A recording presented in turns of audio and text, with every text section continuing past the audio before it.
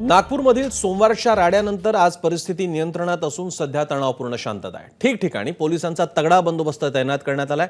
पोलिसांकडून रात्रभर combing operation करण्यात आलंय आणि 80 जणांना अटक करण्यात आली आहे। आक्षेपार्ह व्हिडिओ आणि मजकूर पसरवणारे 55 सोशल मीडिया अकाउंट पोलिसांच्या रडारवर आहेत। कोतवाली, गणेशपेठ, लकडगंज, पाचपावली, शांतीनगर, सकरदरा, नंदनवन, इमामवाडा, यशोधरानगर आणि कपिलनगर भागात संचारबंदी लागू करण्यात आली आहे। दरम्यान 19 तासानंतर नागपूरच्या चिटणीस चौकात काय परिस्थिती आहे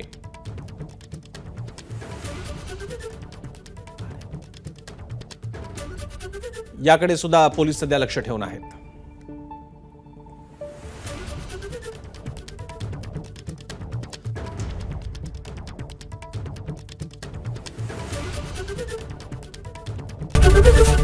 एबीपी माझा, उघडा डोळे बघा नीट।